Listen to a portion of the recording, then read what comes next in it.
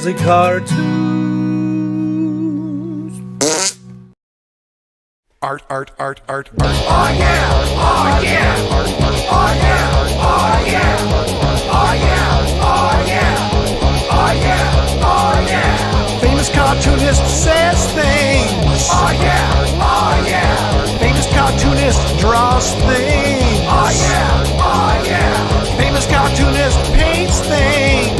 Oh yeah! Oh yeah! Famous cartoonist Art Baltazar.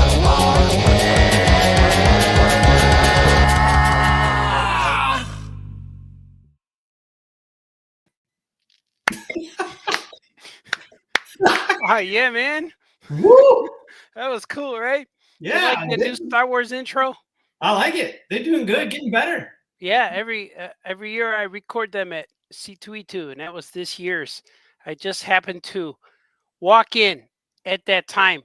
It's perfect timing. I got it before they started. I got the whole thing, so it was cool. That's the only time I saw that band this whole weekend, or the last weekend. But man, I was able to get them.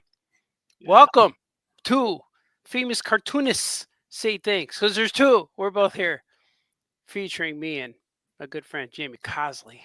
Yeah, man. Yeah, man. Anthony Latch is already here. Anthony Latch is here. Oh, yeah. Wayne is here. Wagums. Oh, yeah, Ghost Hunters. Yeah, we do those live stream ghosts. We got to look for more ghosts this year, sir. Yeah, well, hey, we're going to talk all about the new book. Heck yeah. The new location. Oh, the date. Things. Oh, you have things. And hopefully you can share my page. I can resend it to you. Yeah. Oh, yeah, I did. Oh, I got excited. It. Yeah, I got it on my phone. Maybe we'll do a close-up shot. I didn't prep it. I didn't load it into this. Well, I didn't tell you, but I figured it's time, right? We got to let everybody know. Yeah, let's know, because like we're doing the big show in September, right? Yeah, September 27th is the official date. Ooh, time for a swig. Mm-hmm. And that was good. It's a brand new location. It's Waterloo Games in Mechanicsville, Virginia. Oh. And they have been gracious enough to not only host us this year, but like a month prior, they're going to put up a display with all of our books. Oh, cool. Yeah, and it's gonna be a good time, man. It's not a comic shop. It's a game shop. So they've got they hold tournaments like Pokemon and Lorcana, and then they do what's that? Warcraft. Yeah. But he loves supporting the arts, supporting people that are doing their own thing. Which is what we're doing with our book, and I'll let you tell people what it's going to be called. Yeah, what are we calling it? Here, I'm gonna type. Where's the place again? I'll type it in here. Yeah. All right, it's Waterloo, and that's water and then LOO. Waterloo. Waterloo Games in Mechanicsville, Virginia. Yeah, I like that. Mechanicsville. I don't even know what we're calling it. Mechanicsville, VA. Cosley, our show is September 27th. Yeah, it's basically Art Jam 3, but we might have to ghost hunt in another location. I don't think this place is haunted. Yeah. Oh yeah. Ghosts if ghosts are there, they're just hanging out. Right. They're not there to hurt anybody. Yeah. Yeah. I'm gonna put it. Look it. Tell me if this is right. Okay. Yeah. I'm gonna save it. I'm gonna put it up there. Look at it. Art Jam 3, September 27th. Waterloo Games in Mechanicsville, Virginia. That's it. That is it. Look at how fast we did that prep. You know, I learned about it right now. What's the name? Is it Art Jam 3? That'd be cool. Art Jam 3, and what? Tell them what the name of the book is. Oh, the name of the book is Fribbits. It's our frog book. I'm gonna edit. I'm gonna put another Fribbit. I'm gonna put our name of our book. New book debuts. Our new book debuts called Fribbits. The debut. Our new book. Our new book debuts. The new book debut of Fribbits. Oh yeah. Yeah, it's all a frog book. It's me, you, Tyler, your son, and Todd Webb. Toad and make web juice. Todd Webb is a fantastic cartoonist. He does a comic strip called The Poet. You can find him on Instagram. He is. We've known him for years. He was just a baby when we met him. Yeah. I didn't think he was 18 when we met him. Yeah. Yeah, I think he was 16. He sent me that photo. Yeah, of you and. See, I'm getting distracted now. Sorry about that. A new book, Fribbits. All right, I'm going to put it up because I want to bring in it's our new book, Fribbits. There it is. Yeah, but I have a picture of us. I'm going to show it because I found out how to make my picture large. I like large. He's large, you know. Yeah, and it's young Artie with a sweet wee little Todd Webb just man. We text a lot, man. It's hard to. Every day we're texting weird stuff to each other. We need to put like all of our text minus a few. Oh yeah, some are very. I'm gonna say they're a bit dashing. Put them in the book because people need to see. Oh, that'd be fun. Look, I'm gonna do this. Look it's gonna show large. That's me and the young Todd Webb. Look at how young. Look at how cute we are. Babies. You know, babies. Yeah, I was probably around 27, 25, something like that. Yeah. Toad was 16. Look at him. How's at the utter amazement of my Cray stuffed animal plush. Yeah. Yeah. Isn't that cool? That's awesome. Yeah. So it's going to be cool. Yeah, and I want to show a picture of your page. Oh, here's one of Todd's pages.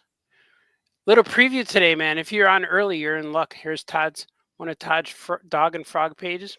Todd's stuff is so fun. Yeah. I don't have them prepped, so please excuse me. Oh, here's the place. Oh no, that was you guys were doing you guys were shopping. Yeah. That's a little more personal things. I was showing you a picture of Aunt Esther for Happy Easter. Happy Esther. Happy Esther. Yeah. And here's a teaser. Oh, here's your page. Here's a teaser of page 1, Jamie Cosley's book with I know it's not in focus. Is that Shanky Whistle Teats? Or is that a different that is Windsor High Jumps. Looks like he's in a rowboat. And this story is as I told you in the text, this is Walt Kelly meets Rob Liefeld. Oh, I like that. As I see, you didn't draw his feet. That's how I know. Yeah. The feet joke. Way to go, Baltazar. That joke sucks. But this is it, man. I think this is going to be the best book that we ever made. Yeah. Because I'm seeing your guys' stuff, and it made me redraw my stories. Oh, did it? No. I'm still good. But I'm doing my guy Frogbert, and McFly is in there, a new character, and I also have Artie Bee is going to be in there. So Artie Bee was the last edition. I added him in because I thought like this would be cool if he was in there. Absolutely, man. Yeah, absolutely. Yeah, well, my story is basically Windsor High Jumps is he's in semi-retirement.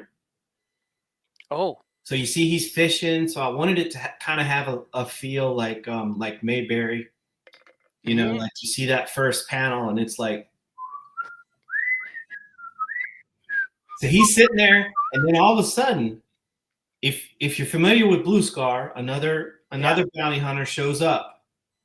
Oh. Somebody that you know, he pops up out of the water. This huge battle ensues, and it's going to be so fun. I can't wait for everybody. Well, yours is an action adventure. It's in the Blue Scar universe, your story? Yep. Oh, yep. That's cool. Yep. All roads lead to either Blue Scar or Sketch Bear. That's how I divide my characters. Awesome. I love Sketch Bear. He's so cool. Yeah. Yeah, my guys are Fribbits Frogbert, my guy Frogbert. He's a frog that wears Bert's sweater from Sesame Street, and so I just call him Frogbert. But he originally came from being a bad guy in Amazing Mouse's story, and he's just mad that he just wants to beat her and he wants to get a trophy. He wants a trophy. That's all. So he's not a bad guy. He's just mad. But then I started writing more stories with him besides just that one. So now he tries to eat McFly, and hilarity ensues. You know, we have a lot of ensuing in this book, action and adventure. Yeah, So that's it's cool. gonna be. I am so excited. I'm trying to. Once I saw, I'm kind of like you. Once I saw Todd's pages, I'm like, all right, I got to bring my A game here. Yeah, yeah. It's like I gotta be better than these guys. That's all I think. I gotta be the star. I gotta do it. No, but it's like, but this book is gonna be so good. And man, I like doing this too because like 4 of us are teaming up for a 20 pager, and we don't have to draw all 20 pages, so it's a lot easier to draw 5 pages and make the story really good. Yeah. And I know I like Todd's because his are single page gags. So Yeah. I originally was gonna do smaller ones, but now his is gonna be like placed between all of our stories. Because mine's gonna be 3 pages and 2 pages.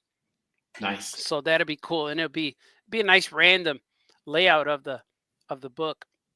It's cool. I bet it's like a band picking their songs and picking the right order of songs, you know? Yeah. Yeah, definitely. I was talking to Tyler last night. He was playing a gig at a place called Tin Pan, which is like a restaurant, cool. And then you go and you hear bands. And so he was playing with the Longwood Jazz Band. Longwood. That's and he plays jazz. That's cool. Yeah, he plays alto sax. And he was telling me he was changing up his story a little bit. Same kind of thing. He saw Todd's pages and he's like, all right, this is because you get a glimpse of what it can be. Yeah. And then of course we already love your idea for the cover, and it's just it's gonna be so cool, man. Yeah, you guys just draw your head, the face, and then I'll place it in. So, or I'll take it from your story or something. Yeah. I'll pick it from your story and piece it all together. But yeah, it's gonna be cool, man. I like the title Fribbits. That was you too. I was like, what do we call it? You said Fribbits. Like, all right. So, and I said I looked up what Fribbits means because anytime you look up something on an Urban Dictionary, it always means penis. So I'm like, I'm gonna make sure. But Fribbits is a fart.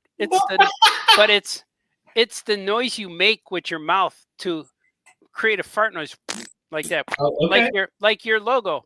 Well, that is yeah. Yeah. Like I want to play it for the fans. I gotta find it now. Yeah. It's like this. It's like the music you hear at the end of your song that goes something like this. Cosley cartoons.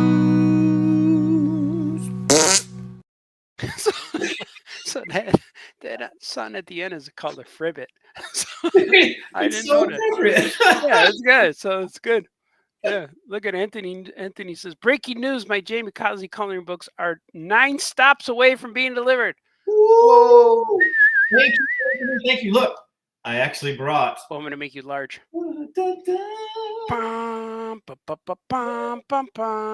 This is actually a proof copy. Oh. And but thank you so much I am so excited about this project. There's one I colored. Oh, that's cool. I absolutely love this this book, and in the first 2 weeks, I've sold 28 copies, I think. Oh, that's good. Yeah, I mean, I'm happy because sometimes you put stuff out there and it's crickets, but this is just, I mean, I put my heart and soul into this. Yeah. If you follow me on YouTube, you know that I started this in December. Wow. 2024. Yep. When did you where can the people buy your book, sir? They can right now. It's available on Amazon. Nice. Just look up Jamie Cosley on Amazon.com, and then if you're coming to Heroes Con this year, I'll have copies with me there. Oh, cool. Yeah, man, I'm just, as you know, I've kind of put my heart and soul into really into these characters. If I've been doing short Yeah. I call them almost animated cartoons. Yeah, that's funny. I've been doing all the voices. You're probably like, oh my gosh, I'm tired of his. I love him. I look forward to him. I watch him like in the morning when I get notified. I'm still in bed and I'm looking at the phone, and you're one of the stops I make before I even put my feet on the ground. Right on, man. Before I even put the socks back on or shoes and stuff. Well, It's cool, man. I'm Okay, digging. Wayne says no worms were hurt during this fishing story. Well, we don't know That's yet. true. That's true. You know, we used to go fishing with my dad and my friends and stuff. And before I bait the hook, I always apologize to the worm. I would say a prayer and apologize and tell her I'm sorry, but it's us as the humans and you're a lower life form, all this stuff. And I said, hopefully the fish we catch, I'll eat it, and then it'll be worth your life. And then my dad would look at my friend. He goes, "Why does he do this? Just let him do it, you know." Because then we found out it all made sense when I found out that I got a small percent of Native American in me. Mhm. And he's like, "Oh, that's where it comes from. I'm one with nature, you know." Yeah. I'm like, "Oh, I get it." Yeah, we'll edit that out. That was called a segue. Like, good to see you learn how to do math, Art. Oh yeah, the 20 pages divided by 5 or 4, 4 guys, 5 guys. Whoa, the famous cartoonists are live. I almost missed it. No, man, you're here. Philip, hey, Yeah. Buck. That's him. He's a great guy. Good cartoonist. Is he? Yeah, he's a great cartoonist. He's got his own YouTube channel. Oh, I didn't know that. Yeah, he does great work, and I don't know. always very encouraging with my channel. I mean, just keep going, because some days it's like, oh, why did I start this? Yeah, it is definitely you become your own cheerleader. You're looking for a source of inspiration many times. Yeah, and here recently, like I picked up and this is not bragging because I've still got a long way to go, but I picked up like 26 new subscribers this past week. Oh, cool. YouTube style? Yep. Oh, that's awesome. It's these ridiculous, not quite animated cartoons with the silly voices. I think that people they're starting to share them. Oh, cool. and that is even better than commenting for the algorithm. If you take that link, if you copy the link and share it, all of a sudden you're like, it's been shared 5, 6 times. Who's watching this? You get 5 or 6 times people watching per link, per share. Right. That's a lot of people who didn't know you existed until today, Exactly. And they're like, are there more? And then you've got like a whole bunch of cartoons now. Like there's a bunch of Sketch Bear. There's a bunch of I actually did a Windsor high jump yesterday. Oh, cool. And so, like I said, I bouncing back and forth between, Marker Mouse, who's in Sketch Bear's world, and then all of the other people in Blue Scar's universe, and how that relates to each other. And it's just really cool to get to, and to get to know the characters, and you're like, their personalities are just popping out, especially. And I'm not always sold. And I'll tell you what got me is that this little guy here. My hand's covering him. Hold on. Okay. Oh, that crow guy. Yeah. That's Melvin. Oh, cool. So Melvin, I was like, I didn't know a whole lot about him until I tried to make a voice, and then he was like, yeah, I got your voice right here. This is your voice. Yeah. And he's like, he says, this cartoon club is not a yacht. It's more like a dinghy. Like a dinghy. I do like that guy. I remember him. But he's very positive. He supports his friends, though. Yeah, he's all about this club, and these guys, they all want to leave their mark in the world, and he's just like he doesn't get discouraged. He's just like, whatever it is, it's great. Yeah, he's awesome. Yeah, I like your stuff. Your little cartoons, and I'm sure that it's time, like, you already know the character tells you what he has to say next a lot of times, right? And you're like, and you just know his there's always like the straight guy, then a sidekick, funny guy, and Mhm. then there's like that guy. He's kind of like tough guy a little bit. Yeah. Wears the sweaters and the hats over his eyebrows and over his eyes and stuff. I was thinking, because I was watching this special on Mel Blanc, Yeah. and he was talking about how he came up with Bug's voice. Oh and, yeah. and he was a tough guy, but he had he was like part Bronx, part Yeah. and I'm like, okay, so and then I've got Tracy, which I've only done one cartoon with Tracy so far. Tracy is the girl of the group, and she's super tough. She's just like the other guys, they admire her work, but they're also a little scared. Yeah. Because she goes after this guy named Liam, and I like how your characters just have people names. That's awesome. But that's cool. So Tracy Paper, you'll be seeing Tracy Paper. Cool. Yeah. I have a cow in the Drew and Jot universe named Trace. And Yeah, I think the cow could turn invisible. Yeah. that must be in the new book. Is that the new book? No, it's book 1 too. Okay, The League of Drew's Pets or something. Yeah, they're in the new book too. I gotta send you that. I read the first one. I just didn't remember. But yeah, so man, it would be cool. It would be cool to have Drew and Jot meet the Crayon Box guys. Oh, that'd be fun. Yeah, they could. But yeah, they're just full of them and vigor. They're ready to leave their mark, and it's so funny how, like you were saying, it's just I know their personalities now, and it makes writing the jokes easier because you're like, this person would respond this way, not in a ha ha ha, but in a I'm angry at you for saying that kind of a thing. Yeah, it's fun, man. It's just so cool to make characters. I'm almost finished with this wrestling book. I'm working with Christopher Daniels and Kazarian. The Young Bucks are going to be in it. I'm almost done with that, and then I'm starting right after that. All I have coming up next is my own creations, my own characters, and I'm really excited. And the cool part about it is they have deadlines. Like, ooh, that means someone's going to make it for me, So I can't announce what's happening yet, but man, this next year, 25, 26, 27 is going to be real cool.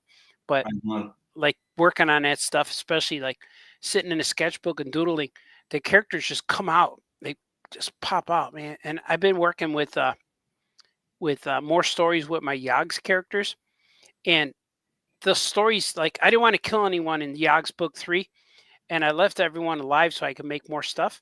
But man, when I just started writing, man, the characters come out now, and I wanted to make a 20-page story, but it looks like it's going to be like a lot longer. It's like, man, I wanted to do quick, short stories, and my book's going to be called Beyond Yogg's. It's like beyond Yogg. So, but I understand, man. They just once you start drawing stuff, things pop out, things happen.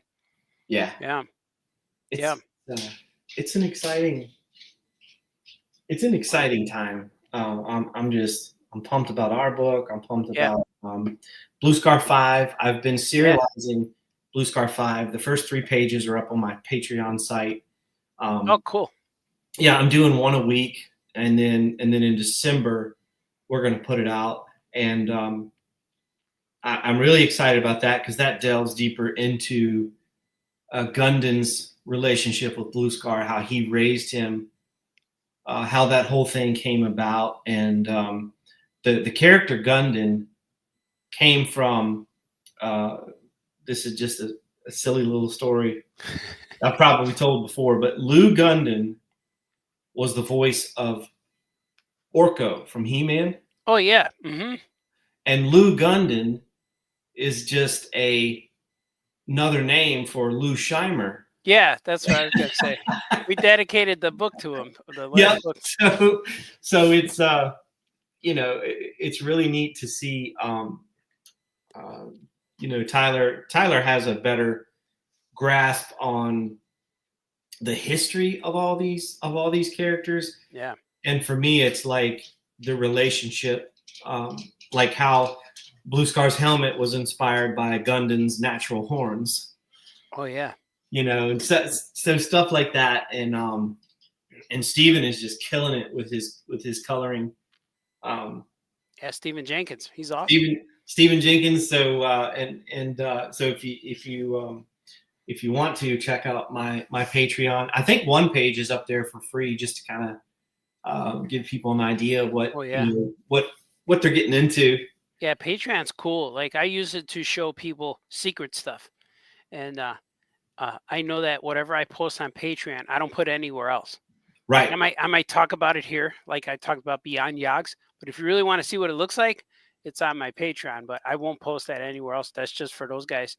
And on my Patreon, like the $2 tier, now you get digital books. So every month I try to get 3 books to make it worth it. It's cool. Oh, that's totally worth it. Yeah. I'm with you. I only post pages from Blue Scar 5 on pets, and that comes with the text. It's not just the images that you can read. Yeah. Oh, you can read stories. That's cool. Yeah. So it's if you've purchased the Blue Scar graphic novel, this picks up right after that, and it's cool. It's cool. Nippy Wallaboosh is in it. Nippy Wallaboosh. I want to show somebody that if they're curious about our latest book from last year, here's a little trailer.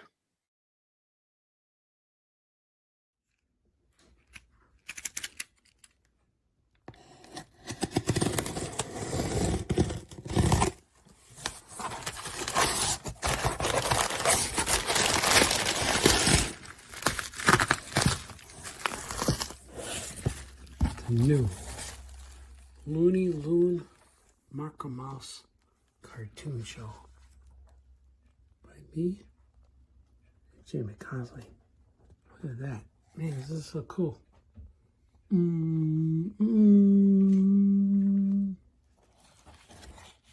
Wow, look at that.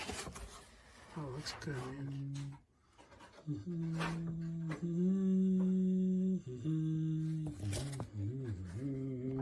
Oh, yeah, man. The Looney Loon Marker Mouse cartoon show #1 is available on electricmilkcomics.com and jamiecosley.com. Thank you. Okay, bye-bye. I like that. That was cool. That cover, you just knocked it out of the park. Look at this one from the year before. What we got here, man? Boom. These are our last 2 years. 2 books from the last 2 years. Yeah, this was last year's book was Looney Loon, and then this year's or the year before that was Meteor Mite Spitfire Space Cricket crossover. Yeah, man, that's cool. Yeah, and our buddy Dan W. Yeah, he's a good man. He owns all of the pages from Marker Mouse. Yeah. Oh, does he? Yeah, he has all of my original artwork from that book, and wow. And I think he bought the first 10 pages of Spitfire. He bought the whole issue, the Meteor Mite Space and Space Cricket crossover. He bought the whole thing, and I know we drew it on paper, so we could because we mailed the pages back and forth to each other, so we could draw on them. Yeah. And I ended up doing the last half of it digital just to get it out the door and get it printed. But the cover is drawn on paper and the interiors, and I reached out to Dan first. I said, "Hey, man, we're going to sell these, but I know you're a huge fan." And he bought them. So it was kind of cool. And we're going to put them up on eBay. But that was real cool. And I'm glad he was able to buy the Marker Mouse pages for me, too. That's cool. Yeah, I was super. It's always encouraging when you know someone is going to love and care for. Yeah. The artwork, take care of them, preserve them, because I really should switch to digital, because I have a bigger tablet that Steven sent me. I just haven't hooked it up yet, and I'm scared because I love drawing on paper. I get it. Like I draw most of everything on digital. I got this Cintiq right here. It's right here, and I draw in here. But I draw it when I switch the camera to my live show. When I draw, it's real fun. But I've been using my iPad, the iPad Pro, for sketching. but I don't do full pieces on it because I see people, man, they amaze me what they can do on that iPad. Because I brought it with so I could do sketches and layouts and pages real quick, pencils. But then I send it to myself and I open it up here and finish it here. But it's been a cool tool because I could do a whole page, a whole comic book layout. Like when I go to the store, we do Mystery Industry Monday night art jams. Not like it's different from our art jam, but it's pretty similar. Right. But I draw a whole page, a whole book at the store. Just lay it out real quick in the iPad, and it's real cool because I could come home and now the book's already, it's all laid out, and I just got to ink it and color it and stuff like that. But it's real cool. So I'm a fan of all these. Look at Philip likes your Melvin. Melvin cracks me up. He said, Thanks, man.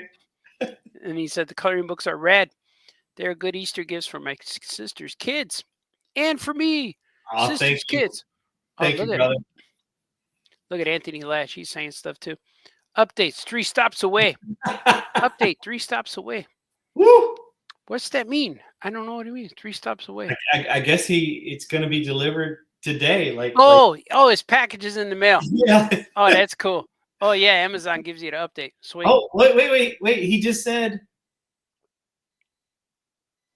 You just got it. the Cosley coloring books have arrived. Now pause the show. I can go to the post office. Yeah, man, go. You can put it on. You can show it on Cartoonist by night. That'd be cool. Yeah. Oh man. You see, even Philip's concerned. Is it delivered yet? And he says, "Congratulations on all the new subscribers." Thanks, man. Thank you.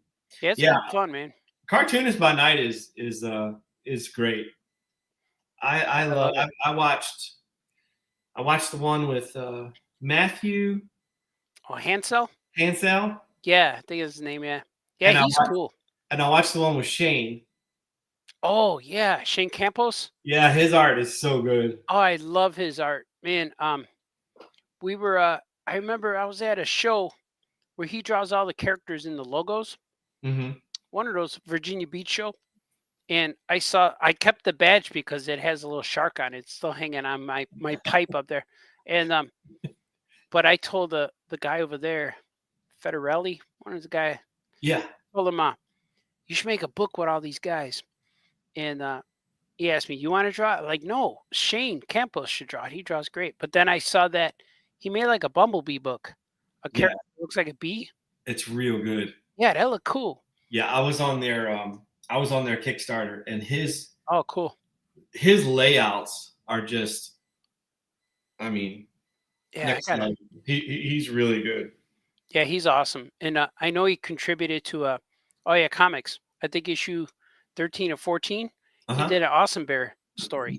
Did he really? Yeah, and I know he asked me if he could do one. I say sure. And then I kind of like forgot, like, you know how it's like when you work on your book, it takes forever to get a book done sometimes. And then when he sent it to me, I used it, but then he wrote back later. He said he didn't want to talk to me because he thought he was super late on the book. I'm like, no, man, you're not late at all. I didn't even notice. And he went, oh my God. So he told me, he said, we could have been talking for this last year. Like, yeah, I like you. Yeah, nothing's wrong. I said, I should have him on here too. Yeah, he's awesome. He's a great cartoonist. He's got such a unique style. But I loved their book. And what did I just backed? Yeah, Go Berserk. It's called Go Berserk. It's the Shane Campos book. Yeah. Yes. What did I back? I can't. I wish I could do more, but so many of our friends are doing campaigns. It's like, yeah, I already did somebody's this month. I don't have that much money. Yeah. I keep thinking about if that's the way to go for me personally to go. Yeah. Who is? Yeah, I have opinions on that too. Yeah. Yeah. I like the way we do it. Yeah, me too. Because you print the books, you have the books. Yeah. And then, we have our show, and then afterwards we can sell them online. Yep. And like you were saying the other day, we could collect them. Yeah. In another year, we have enough for a graphic novel, basically. Yeah. Yeah, we'll have, with this next book, we'll have 60 pages for the first 3. I always wanted to include our Meteorite Spitfire Space Cricket, This Uh-huh. book here for all the world to see. I always wanted to put this book in with my Meteorite collection, because this is actually book 4 in the continuity of the story. There you go. I put it, so I always wanted to put that at the end of my Meteorite collection. So, but after this, we'll have Looney Loon, Marker Mouse, we'll have Fribbits, and then we'll just keep making them. We'll do it every year. Now with Tyler and Todd, there's a lot less drawing, and it's more fun this way, you know. It is fun because the message, the group message is trips me out, because sometimes, you know, you're just like, you know, you're having a stressful day and there's just, you know, normal life things going on, and then it's a frog pick from Todd, or it's a crazy pick from you. Involving a body part or something. Tyler goes, we ought to print all these messages except for some of Art's. Yeah. I always said suggestive things. He said we can't put his in there. That's what I mean. You know, you're going through life and it's just tough, and then you get a picture and it just cheers you up, and that's the whole journey. I'm just learning to really treasure that. In addition to, you know, when you hold a completed book, you know, you spend, okay, well, I've got this coloring book of characters that people don't know. Are they going to enjoy it? And so far, yes. Yeah, people like them. Yeah, and I realized that too at C2E2. I was there with I had a bunch of stuff, a whole bunch on my table, and I didn't do it on purpose, but it happens to be that way, where I realized that there's no other publishers. Like, I don't have any DC Comics stuff on my table anymore. It's like I have some, but I don't bring it. I brought out my own characters. The only books I had was Flash Gordon and Cat and Hat. But people are buying, and they're into my own guys and our own characters, and that's such a big thrill. When the kid asked, I had a kid ask me about Lunar Lizard and Webster the Spider Monkey. He said, they're in the same universe, aren't they? I'm like, yeah. He goes, because the same lab explosion gave them powers. I'm like, yeah. And he said, so they're connected. I'm like, yeah. And he says, you should make a superhero group with all the characters who were caught in that lab explosion. I'm like, yeah, I had that idea. He goes, because you got a bunch. You got a rhino, you got an elephant, you got all these characters. Like, yeah. And he goes, wow. And then he walked away. He walked away talking to me still. He's still talking. And you got an alligator. And I was like, wow. So like that, where kids read the books and they get it. They read it and go through it and look at the characters, and they know more about the characters than anything. And I had kids read a character and they see a character from another book and something else. And even with Yogs, I was trying to figure out how to fit Gilbert in there somewhere, but I couldn't do it if it wasn't like an obvious placement, because anytime the crays were in water, it was always peril or danger.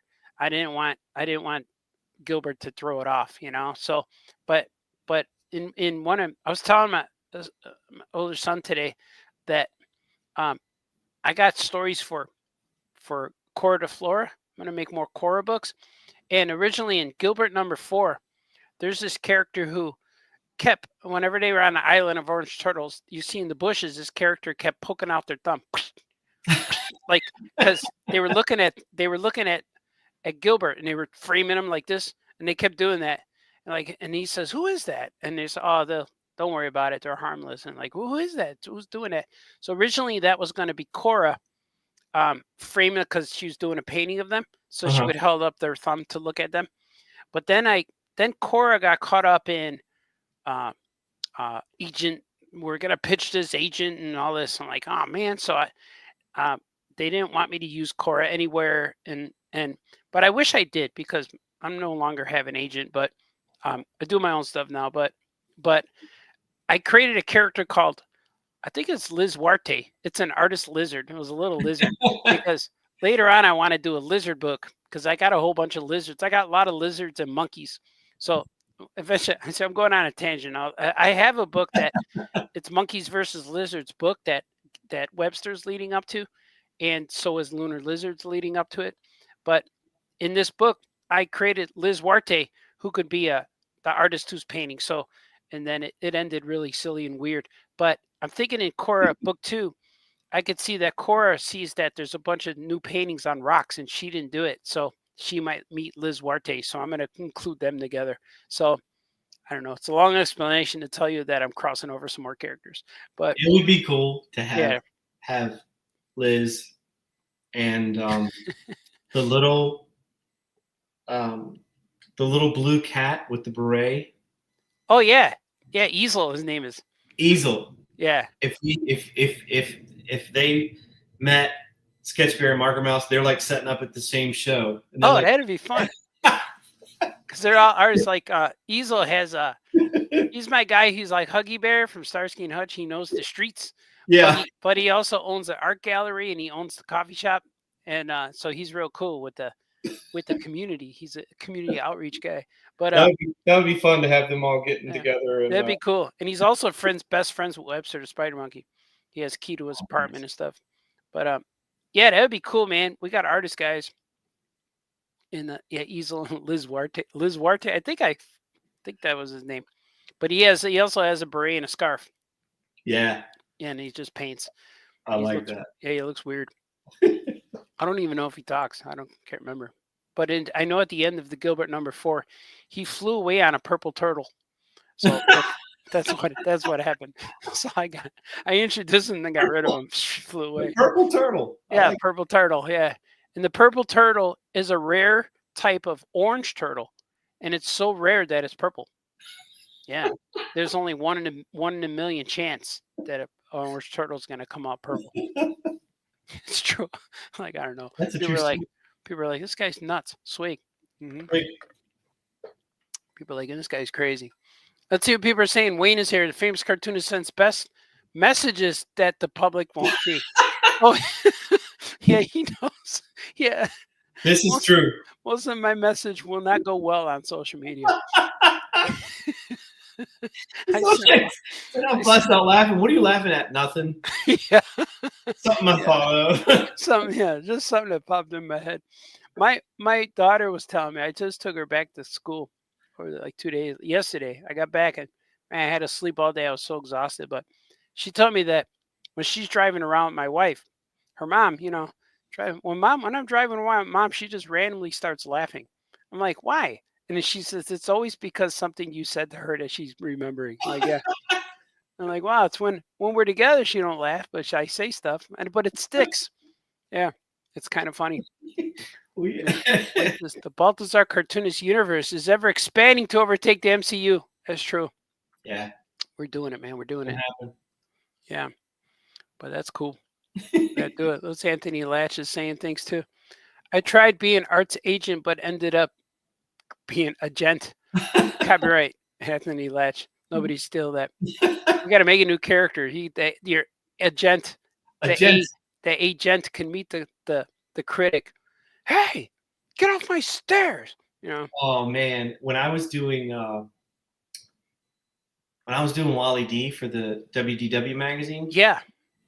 I had that for about 5 years until they finally let me go. They're like, we don't want this anymore. Thanks. Yeah, they were like, stop sending us stuff. I said, what happened? Because it was good money.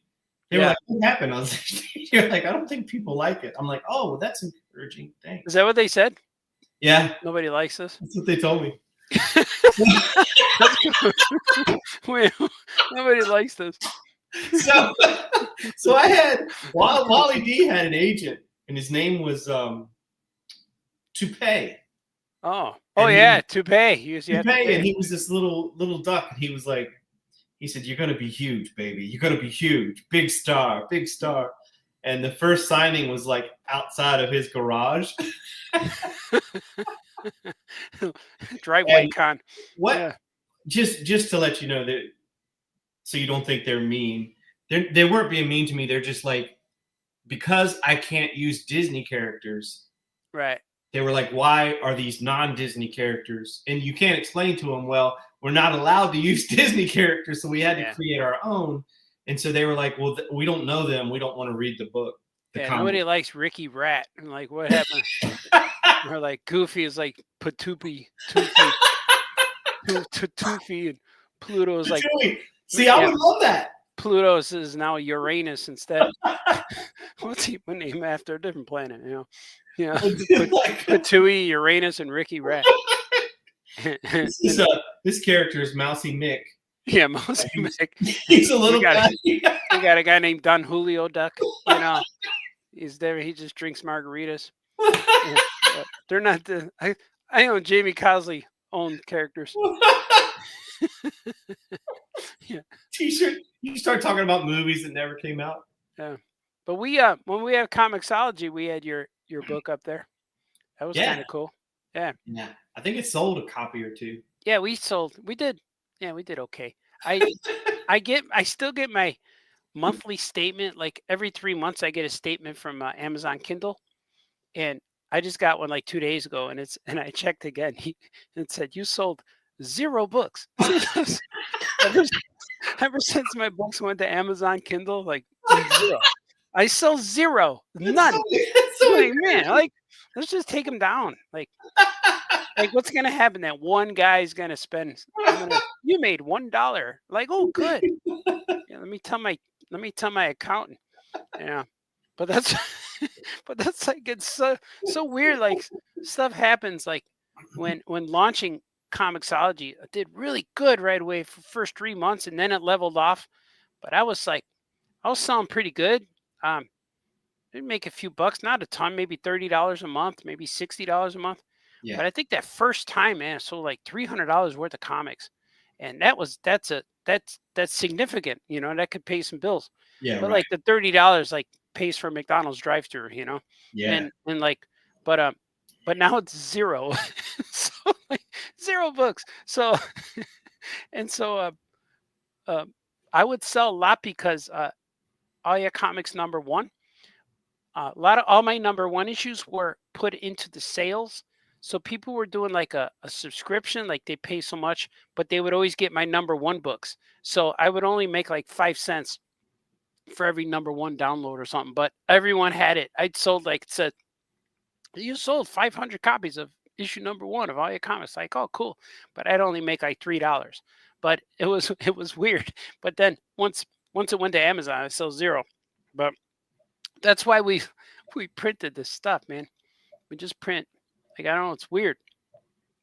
You got to change with the way. You got to go with what the flow of your comic books are telling you to go with. You know? I mean, it's crazy. It really is. I mean, I still do still do fairly well with Patreon. Oh yeah. I've kept most of the people that have been with me since the beginning. A couple have dropped off, and it was usually just like, hey, I love supporting you, and I love what you do, but I've fallen on hard times or something like that. Yeah. One guy told me that $2 was too much for him. He's like, no, your content's not worth $2. He told me that before he quit. No, that's just rude. Like, really? I'm cheaper than a cup of coffee. That's just getting me. Yeah, and then he's like, nah, it's not worth it. Like, I had I don't get a whole lot of trolls on YouTube, but I had this. I did that goofy video where it said, "This is my last video."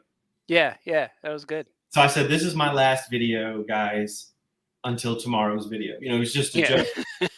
Well, this kid, I'm assuming it was a kid, wrote, "I don't CARR. I don't car." Mm-hmm. Right?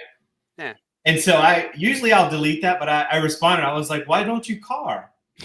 And then I said, "You carred enough to respond. What's going on?" Yeah, maybe and he never came back. Oh. We had a troll during our live show. We were selling stuff at the store, and someone came on and started talking about like body part replacement or something. And my friend Joe said, "You got to block him." I said, "No, I'm going to respond." I told him, says, "Well, you seem to be going through some trauma with yourself, but if you need to call me, you could call me, DM me privately, and I could talk you through this." And then that was it. And they stopped. They're like, "What? He thinks I'm serious." So it's like I called it out and I offered him help. I can help you with that. So, yeah.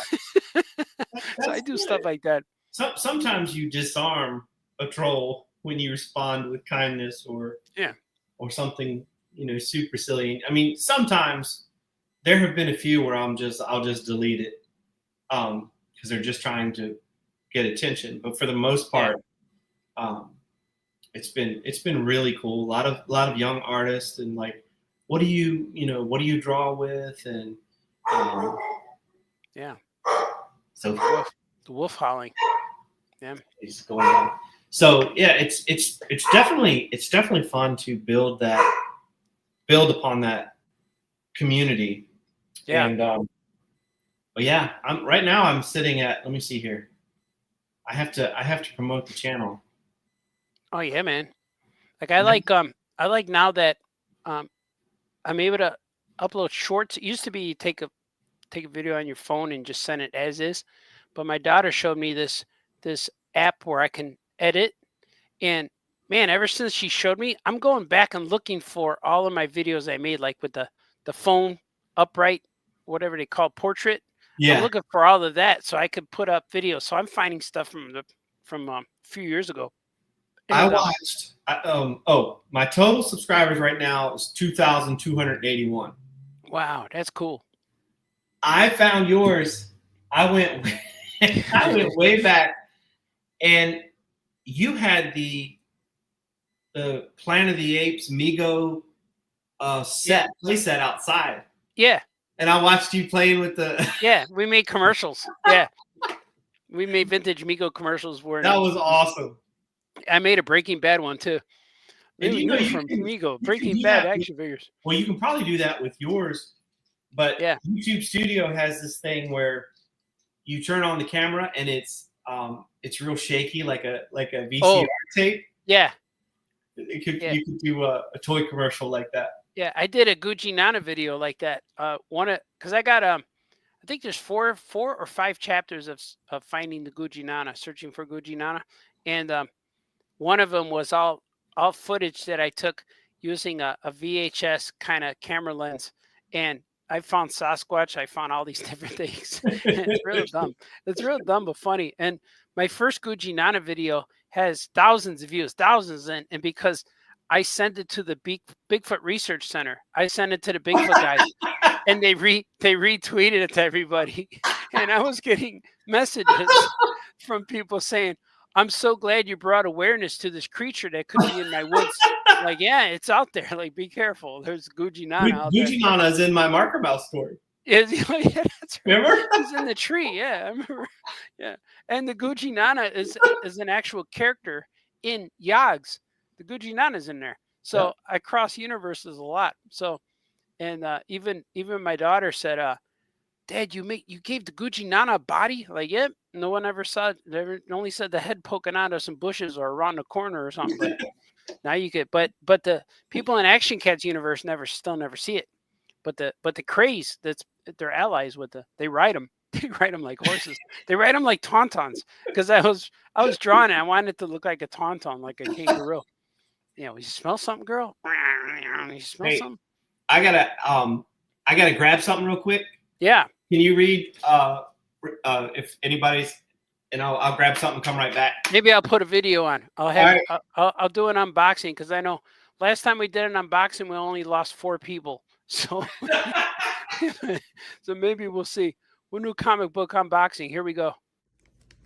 Oh yeah, man. Good. Patrick, look for number 1. Check it out. Look at the colors. Just got these today. Back cover. It's the floor in my art studio. Look at this. Recolored them all. They're the ones coming out again. Oh yeah, man. Next, it's Patrick the Wolf Boy. Number 2. Yeah, man, check them out. This is the Halloween issue. But it has Valentine's on the back. Man, check this out. This is cool. It's all recolored. Man, this is cool. I love it, man. Print job is really cool. Real colorful. I dig it, man. New Meteorite. Number 2. Bunch of guys. Check this out. check this out. Look at the inside. Interiors. Oh yeah, man. Oh yeah, man. That color. Check that out. Oh yeah, man. Yeah. Check this out. I'm promoting. There's a promo. Meteorite Space Cricket meet for the first time. Spoiler. Yeah, man. Look, I got 130 of them in here. Yagams, sir. Yagams.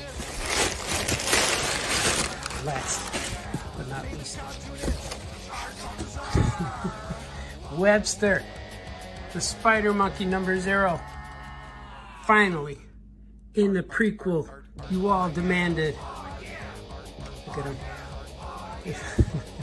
Rhinoceros Jack on the back. This one reprints all of the Dark Horse issues. See all the Dark Horse stories? But also the first appearance of Webster, his very first online adventure. Oh man. And he fights the post-apocalyptic evil, see? Man, this is cool. Webster #1. No, #0. Looking at, I put an ad in the back for #1. See? Next. Webster Spider Monkey #1 available on my website right now. LuchaComics.com. You guys are awesome. Man, I'm so happy. My crap.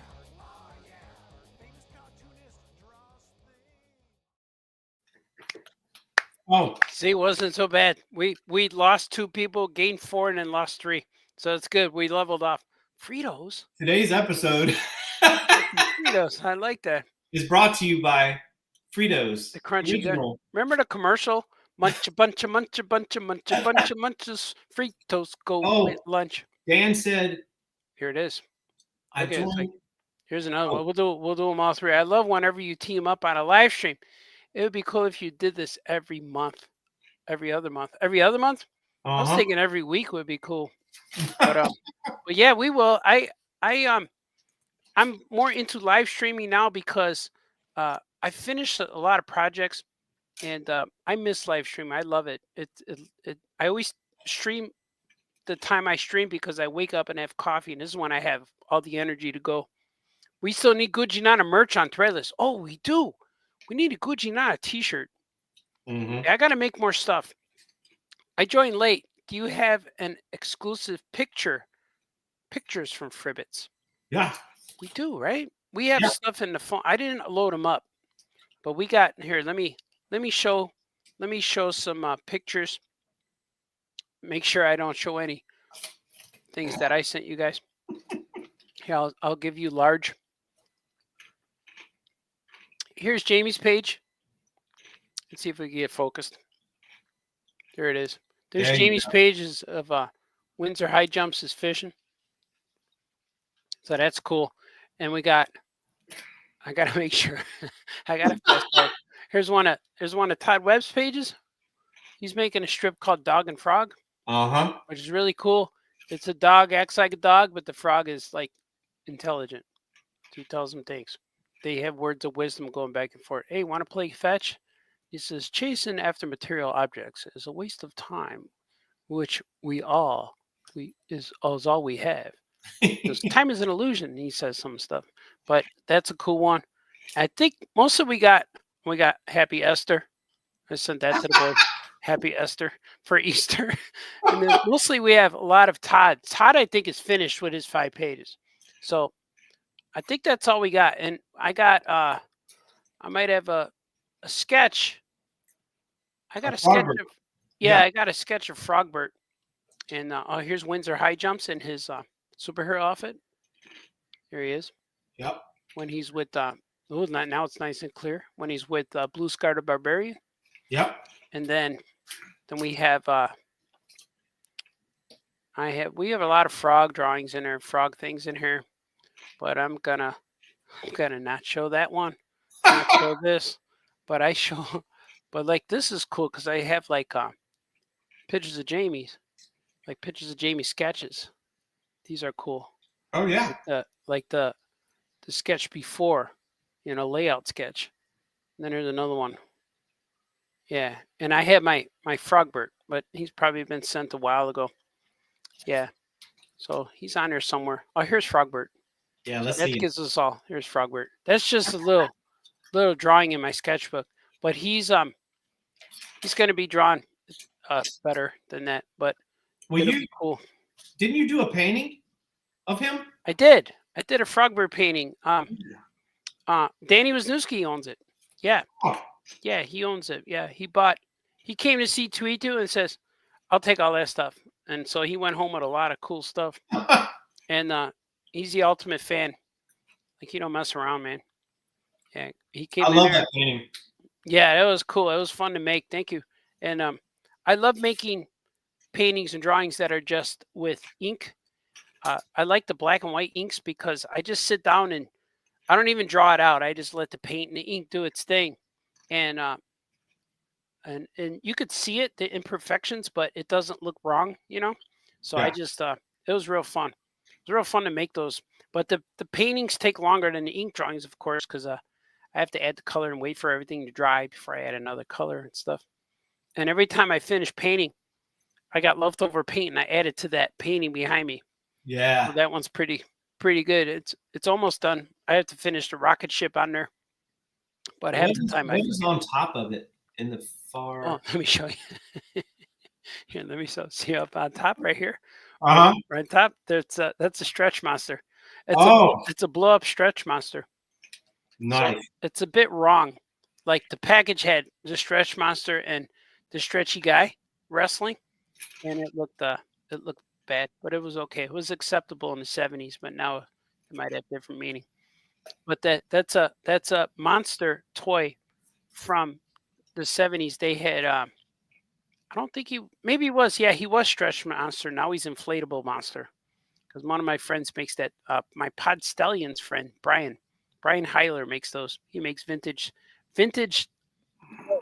like collectible mock toys, toys, or homage toys. But they're fun. He always has something cool, like trading cards. And I got this Mr. Spock airplane that you throw, but it's called it's not Mr. Spock. It's that other guy. It's the bootleg Mr. Spock. I forgot what they called him. Oh, you just reminded me. Mr. Rock, I think his name is. Yeah. Tyler and I were thinking that for the book, Yeah, and for the show, we should do 4 trading cards, each of our frog characters, and then whoever comes to the show can pick up a book and then get 1 card from each of us. Oh, cool. I found someone who could make trading cards. Nice. I just found them. And because I was thinking similar, I was going to make trading card packs of my characters. Because I was thinking for next year C2E2, if I could do 1 pack, because you get like minimum is like $250, but you get 1, and it's real cheap. It's like $25 or $30 for 250 of them. So, but I was thinking if I do 1 of those every month or once a week or whatever I can, I could have a whole card set by the end of next year of C2E2. Yeah. But we could do that with that because we just make 4, you know? Yeah, just 4 of our frogs. Put the stats on the back. You could put we could put the frog on the front and on the back put the stats and little caricature cartoon face of us created by and put the name on the bottom. Let's do it, man. Yeah, right? That'd be real fun. Michaela's here too. Our good friend Michaela. Hello to all. She says hello. She's awesome. So that's cool. Are you getting distracted, sir? All right, somebody pulled out of my house. Someone coming over? Someone pulled out. I don't know who it is. You need a baseball bat? Looks like a Amazon guy? Looks like no, it's a kid, but selling baseball cards? Selling candy? I don't know. Getting ready to go into the trunk. Uh-oh. Is it your trunk? No. Oh, okay. We're good then. Because that's Chicago style there. Oh, yeah, I one time woke up in the middle of the night. I heard a big bang, bam. And I look out my window and somebody ran over the fire hydrant. And oh my God. They hit the fire hydrant, but it wasn't like the movies. It wasn't spewing water. It just was decapitated. It was like, but no water was coming out. And then they pulled over to my wife's car, and they had tools, and they were going to take the tires off her car to put them on there. They just damaged her tires. Then that's the only time that that was the last time in the old house where I actually had to put my shoes on and use that little baseball bat. But I didn't get to use it. I had it, and I was unlocking the door to go outside, but they left before I even was able to get outside. I had a So that was cool. I had a bat, but Tyler took it, so now I have a bowling pin. Do you? Yeah, when I worked at AMF, it's like a legit. Yeah, I mean, it's heavy, and so that's and and it's cool because when you tip it over, it makes that noise, like a bowling. I had a bowling pin for a while. But yeah, man, if you get that'll slip out of your hand too. And at that point, you just throw it. Well, first line of defense is Sophie.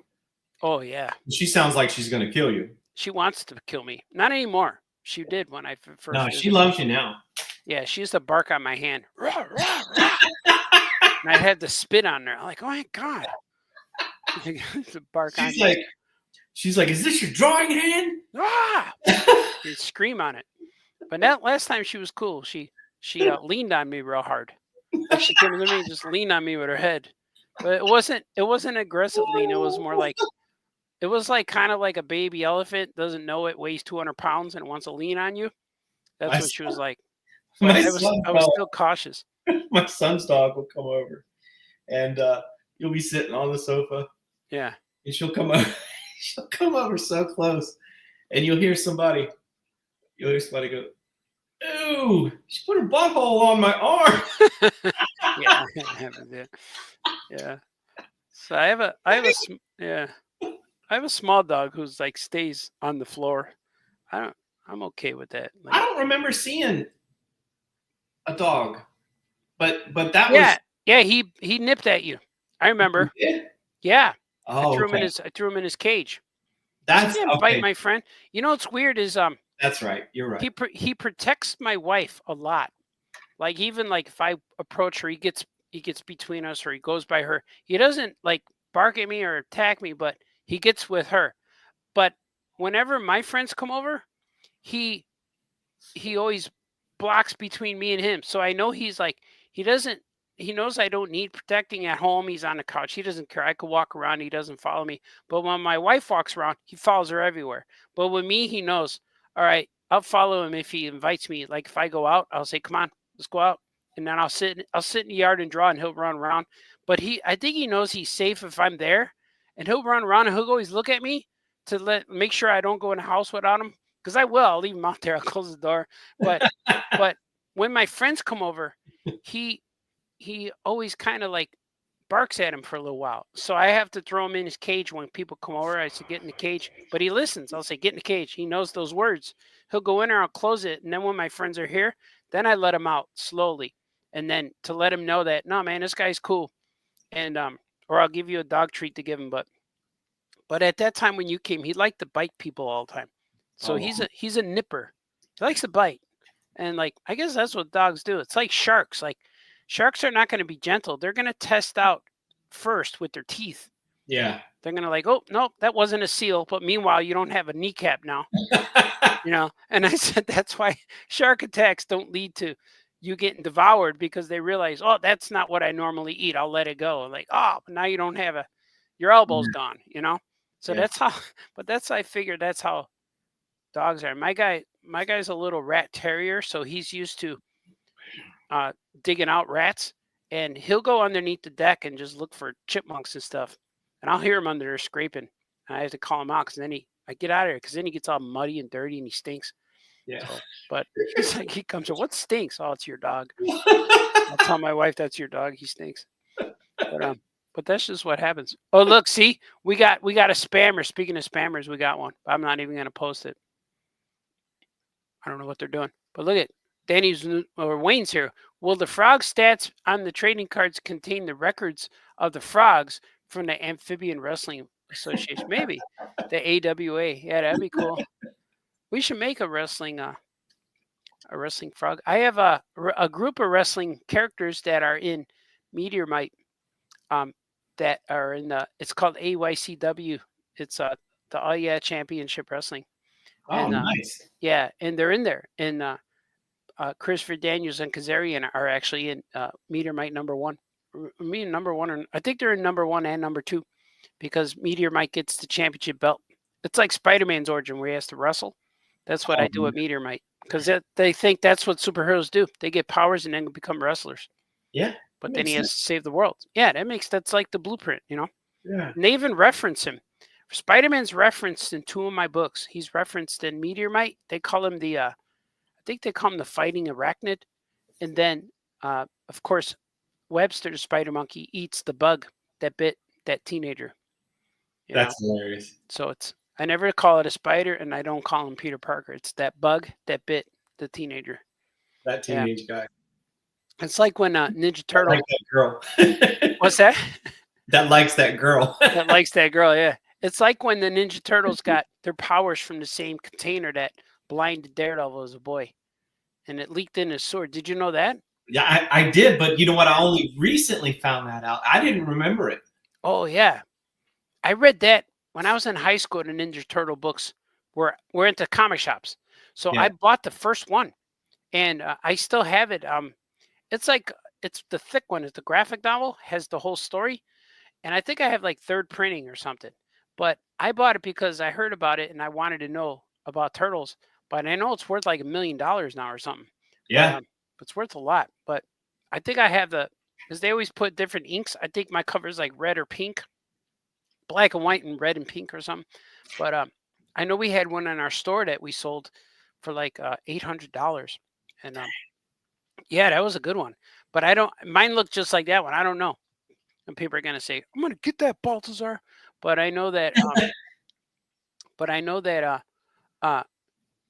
I read that as it was coming out, and I read the books. And then when I was a freshman in college, that's when a cartoon showed up. And I remember I met one of my friends, Bob. I met him first day in class. He leans over at me. I don't even know the guy. And he goes, hey, man, did you hear they're making a Ninja Turtles cartoon? I'm like, really? Like, how can they do that? It's so violent. He goes, yeah, it's coming out this week or whatever it was. And so I stayed home and watched it. And I didn't like it at all. I turned it like, this is not what I thought it would be.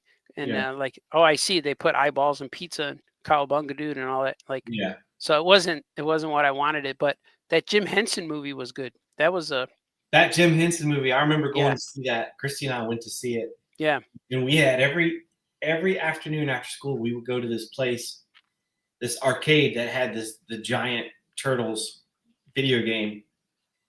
And we played that. And then at the same time, 7-Eleven had these green turtle pies. Oh, they were like Hostess turtle pies. That's funny. And of course you can't get them anymore, but I'm like, man, those are fun memories because I've always loved the Ninja Turtles, and it's cool now to see, like I was all in with Last Ronin. I still have to read that, man. You tell me so much about it. It's so good. I absolutely love it. I've never met Kevin Eastman. I really want to meet him. Oh yeah, I saw both those guys, but I never met them. I'd like to, but I always have to meet these guys where they know I'm a colleague rather than a fan. Yeah, 'cause you get a different experience, Yeah. But I'll meet them one day. But I usually want to meet them, and I've met Sergio. Yeah. I met Stan Sakai. Yeah. And I met Scott Shaw. Yeah. They're like the Mount Rushmore of cartooning. Yeah. Of comic book. Yeah. Cartooning comic books. And they're all great, but I have not met Kevin Eastman yet. Yeah, I met all of them and several times, and the weirdest part is like I walk up and say hi, and he's, hey Art, how's it going? I'm like, whoa, you guys know me? And I hung out a little bit with Sergio at the Eisner Awards. Uh-huh. And after I won the Eisner, he approached me and said, I knew you could do it, my friend. I'm like, wow. And then later on, that same weekend, maybe some nearby, and I wanted to give him, I drew him a sketch of something. I maybe a Gru sketch, and then I wanted to give him my card. He goes, "Nah, I don't want that. I know where to find you." I'm like, "Oh, cool." He said, "If I need you, I know where you are." That's what he said. I'm like, "Oh, cool." He was so Yeah. nice. Tyler and I stood in line, and I said, "Sir, I wasn't prepared. I have a stack of Gru comics at home. Yeah. My son and I just wanted to meet you." Yeah. And he got a big smile on his face, and he looked at Tyler because Tyler was a little guy at the time, Yeah. Yeah. and he said, "I'm gonna give you a Gru magnet." And he gave us, and it's still on my fridge. Yeah. He That was cool. so freaking cool. And of course, Stan Sakai was cool, and Scott Shaw. I told you all about that. I won't. Yeah.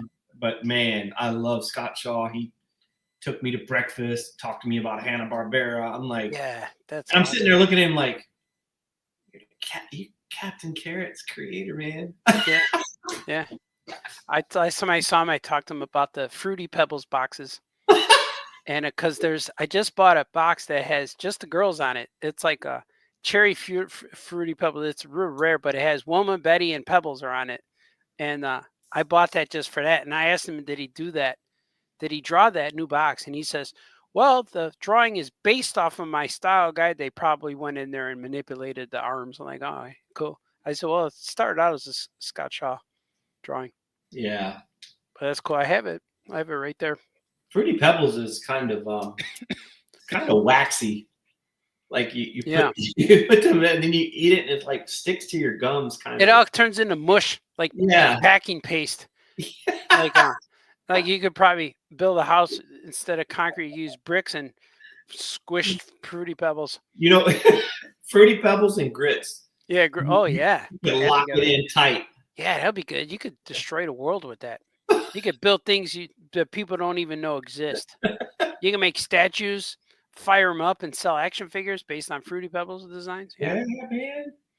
Yeah, I remember when I was at a party, a fancy party, San Diego. I got invited because I got invited to this fancy party because the guy's daughter was a fan of mine, and that's how I got invited. She goes, "Dad, can you invite the famous cartoonist?" And he said, "Sure." So I got to hang out with Sergio and all those three guys we mentioned: Sergio, Scott Shaw, and Stan Sakai. But also Jerry Robinson was there, and all these guys, Neil Adams. The whole place was filled. I call it the legendary party, the dinner, and he had this guest book in the front that the artist would sign, but it was a sketchbook. It was a guest book sketch with all the no lines. And I asked Sergio if he would sign the guest book with me. And he said, he goes, "Sure." He goes, "I'll sign." I'm like, "No, can we draw together?" He goes, "Well, you go first." I'm like, "No, at the same time. Let's draw at the same time." And he said, "Who do you want to draw?" I said, "We'll draw Batman and Robin. I'll draw Robin, you draw Batman." And he went, "Okay." And as he was drawing, I was so amazed. Like he was drawing, and then his arm hair touched my hand.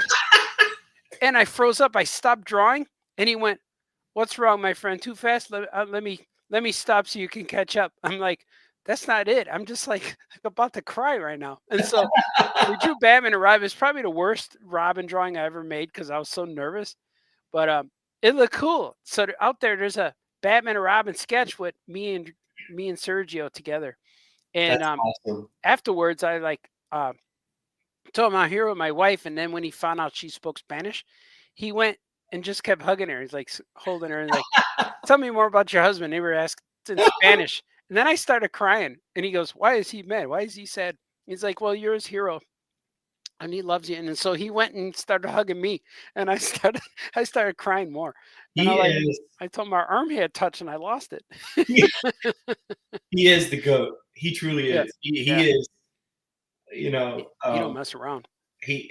When you look at his career, when you look at all that he has done, and you know, from Mad Magazine to Gru to you know, some of the more recent stuff, like where he made fun of Star Wars. Oh yeah. I mean, he is the GOAT, man. There's nobody in my mind. He is the best cartoonist. Yeah, he's great. Like I heard a story somewhere. I don't know if it was live, somebody told me to, or I saw it on podcast, or if he said it, but they said something about when he came to the US in the 60s, I think it was, and he walked into Mad Magazine and just started drawing for them and got the job right at that time. But he had nowhere to go, so he would sleep in the office. Yeah. I heard that somewhere. Like he would just sleep on the floor in the office. I saw that too. He was who was he talking to? And he couldn't speak English too well, but he was writing strips. And so he had Antonio I'm going to say his name wrong. Yeah. Basically, Proias, the guy of Spy versus Spy. Yeah. He talked really bad. So they were both trying to help each other. And so this guy's as bad as me. Yeah, they both couldn't speak very good English. But, yeah, he said he slept in the and that was the same story where he said that the guy that ran Mad Magazine, he said if you went out with him, he would always treat his artists. He'd get them dinners and stuff. He said, but if you use the phone in the office, he'd be like, "Hey, you owe me $1.25." Yeah. Hey, it's not cheap. It's not free, man. Yeah. That's I love Mad Magazine, and I wish there was there probably is, but a documentary all about how long that lasted. Yeah. When you think about it, and I mean, I'm not a fan of the more recent stuff, but I'm talking about like when all of our guys like Sergio, Don Martin, prime. And Al Jaffe with the fold those. Yeah. It's just that story is amazing. How that magazine that literally just made fun of stuff. Yeah. And we weren't allowed to read it as kids. Parents thought that was a dirty book. Yeah. They wouldn't let you. Probably because of Al Jaffe's and Mort Drucker's would draw the ladies tight clothes and stuff. Don Martin's style. Yeah.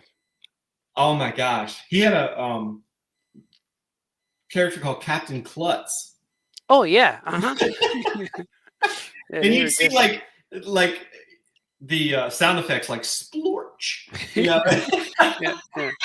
And he'd always draw the foot when it's walking. It always bent. The foot was bent like that. Yeah, that was cool, man. Those guys, that must have been an incredible time period. I ended up getting a collection, a Spy versus Spy collection, hardbound, because I just love that so much. Yeah, and, I've got a few different, Sergio, like when they used to do the little. Little paperbacks. Yeah. Hey, can we do another quick commercial? Should I do a video? Yeah. Yeah, let's go. The first one right here. All right, let's go. We'll be right back.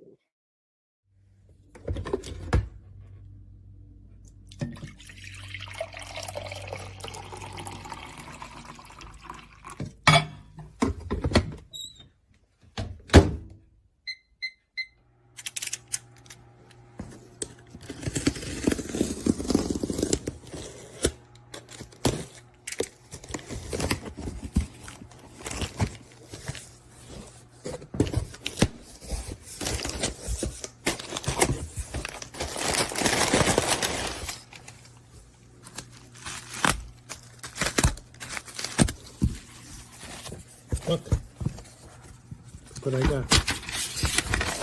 Aya Comics number 15. The first appearance of Patrick the Wolf Boy in the Aya Comics universe with Action Cat, Awesome Bear, and Adventure Bug.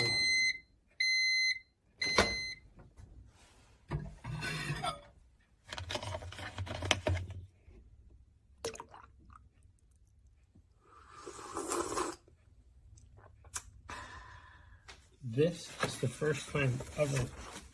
Look at those guys. First time ever Wolf Boy is in the Aya Comics universe.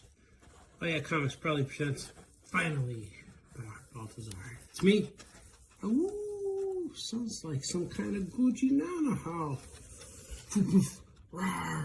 That's all I will show you. You can get this book exclusively at our Aya comic book shops and my website, artbaltazar.com, and electricmilkcomics.com.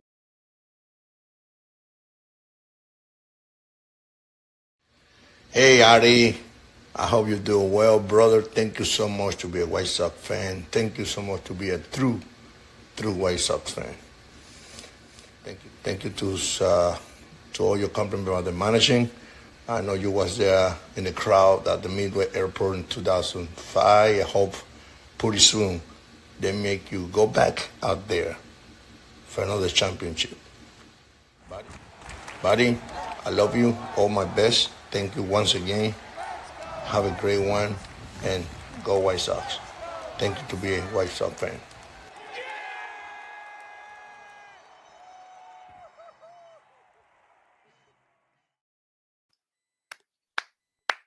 Oh yeah, man, that was Ozzie Guillen thanking me to be a White Sox fan. I did a cameo with Ozzie, and Ozzie said, "Hey man, thank you for being a Sox fan, man." So that was cool. Let's see what you guys are saying, man. Let's see what you guys are saying. Anthony, or no, Wayne says, Art, you need to read The Last Ronin. That's what I heard. I need to read it. I'm going to. Oh, look at.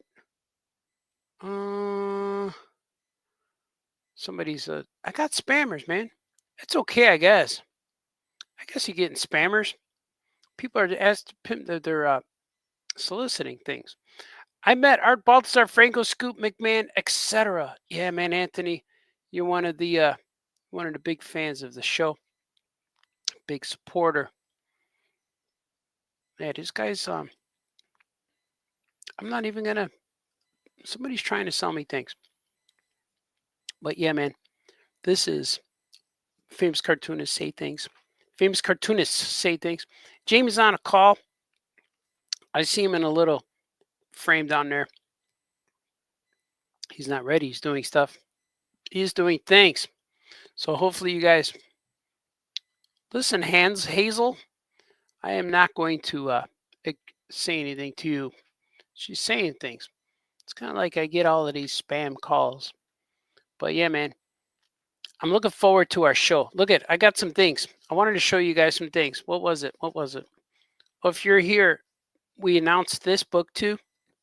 This is famous, or I was going to say famous cartoonist books for kids, but it's comic books for kids featuring Anti-Gravity Bear, Mish, and a little character called Artie Bee. And Artie Bee he'll be in our next book with Fribbits. Fribbits is coming out with Jamie Cosley, Todd McWebbages. Let me see what Wayne says. Any new Migos? I have a lot of new Migos in production. They're over there. I got bodies with heads on them. I got clothes with paint on them, and I'm trying to put together some new Migos to sell. I'm working on one called the Blank Avatar, who is really cool because all I need is heads that fit. I'm making masks out of fingertip gloves that I put on the character. So his name's the Blank Avatar. He's my Invisible Man of the Powers in Action universe, which will be real cool.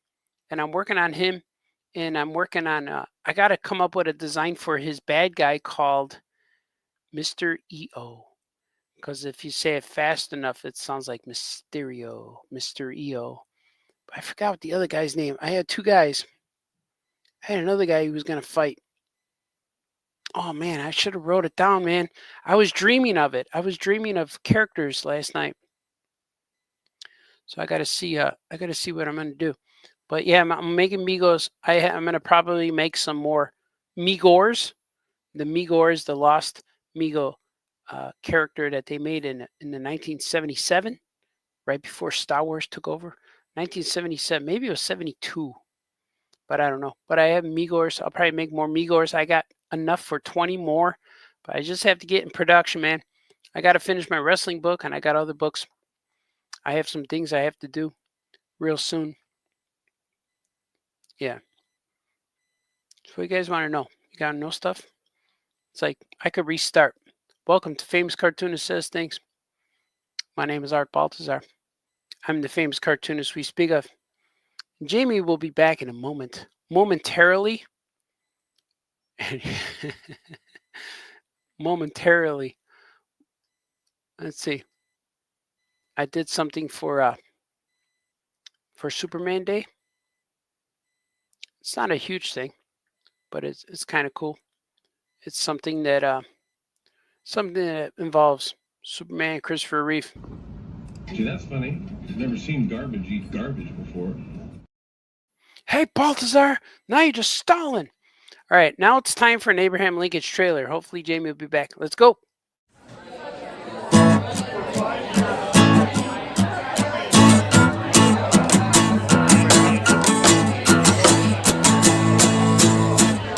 Hot night.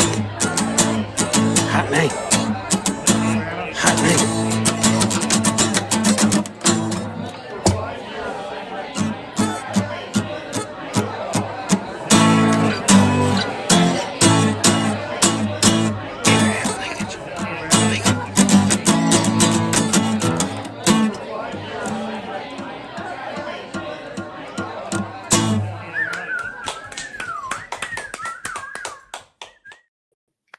All right. Hey, I'm sorry. Here's back. Oh, that's all right. Sorry, that was I'll tell you about it later. That was Yeah. that was an emergency phone call I had to take. Oh yeah, man. That's all right. You got adult things to do, dad things.